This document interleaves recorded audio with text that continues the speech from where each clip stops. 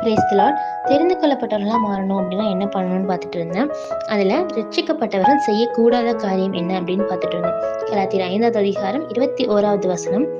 அதில் பொறாமைகள், கொலைகள், இந்த காரியத்தை தான் இன்னைக்கு பார்க்க போகிறோம். பொறாமை அப்படிங்கிற விஷயம் ரொம்பவே டேஞ்சரஸான ஒன்று. ஏன் அப்படின்னா, நான் இப்போ ஒருத்தங்க மேலே பொறாமப்படுறேன் அப்படின்னா அது எனக்கும் ஆபத்து. நான் யார் மேலே பொறாமப்படுறேனோ அது அவங்களுக்கும் ஆபத்து.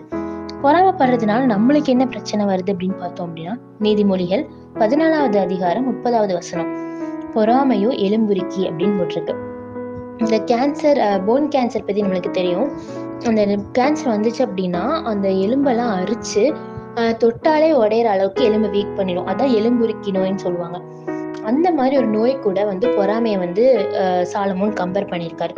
ஏன் அப்படின்னா, இன்னொருத்தவங்க நல்லா வந்துட்டாங்க, இன்னொருத்தவங்களுக்கு ஏதோ ஒரு நல்ல சக்சஸ் ஆயிட்டாங்க அப்படின்னா நம்மளுக்கும் அது வேணும் வேணும்னு நினைச்சிட்டு அந்த அவங்க இருக்கிற நிலைமைக்கு நம்மளும் போகணும் அப்படிங்கறதுக்காக நம்ம என்ன வேணாலும் செய்ய துணிவோம். ஒண்ணு தப்பான வழியில பணம் சம்பாதிக்க ஆரம்பிப்போம். அவங்களை எப்படியாவது பீட் பண்ணி அவங்களுக்கு மேல வந்துடணும் அப்படின்னு நினைச்சு அந்த தாட்லயே நம்ம ஈஸியான வழி எது அப்படின்னு பார்க்க ஆரம்பிப்போம். இன்னும் கொஞ்சம் எக்ஸ்டெண்ட் போனா ஒருவேளை அவங்க அடைஞ்ச சக்சஸை நம்மளால பிடிக்க முடியல அப்படின்னா சூசைட் பண்ணிக்கிற அளவுக்கு கூட நம்ம போயிடுவோம் இந்த பொறாமையினால.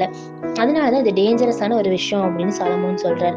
பைபிள்ல ஆதியாகமம் 30வது அதிகாரம் 1வது வசனத்துல, லேயாளுக்கு குழந்தை இருக்கு, ராகேலுக்கு இல்ல, தன்னுடைய அக்காவுக்கு குழந்தை இருக்குன்னு பார்த்து பொறாமப்பட்டு இந்த ராகேல் நான் போய் சாகுறேன், எனக்கு குழந்தை இல்லைன்னா அப்படின்னு சொல்றா. சூசைட் பண்ணிக்கிற அளவுக்கு இந்த பொறாமையினால அவளுக்கு போயிடுறா. இந்த பொறாமையினால மத்தவங்களுக்கு என்ன ஆபத்து அப்படின்னு பார்த்துட்டீங்கன்னா, நீதிமொழிகள் 27வது அதிகாரம் 4வது வசனம். பொறாமையோ வென்றால் அதற்கு முன் நிற்கத்தக்கவன் யார்? யார் அதுக்கு முன்னாடி நிக்க முடியும் அப்படின்னு சொல்லிட்டு கேக்குறாங்க.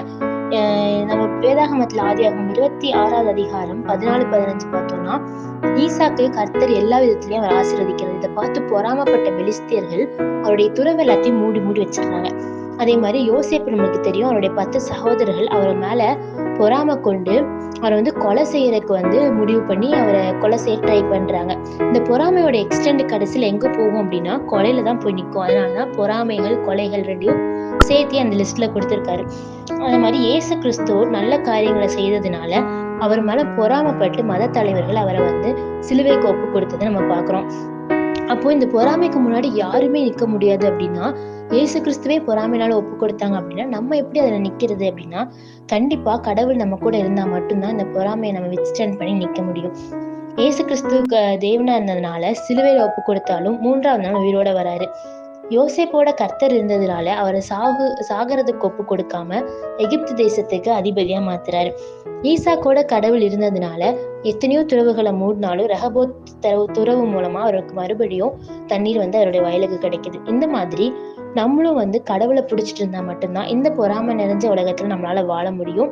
அதே நேரம் நம்மளும் யார் மேலேயும் பொறாமப்படாம கடவுள் நம்மளுக்கு தந்திருக்கிறது போதும் அப்படின்னு நினைச்சிட்டு இருந்தோம் அப்படின்னா இந்த மாதிரி பெரிய ஆபத்திலிருந்து தப்பிக்க முடியும். அதே நேரம் தெரிந்து கொள்ளப்பட்டவர்களாகவும் மாறுவோம். தேங்க்யூ.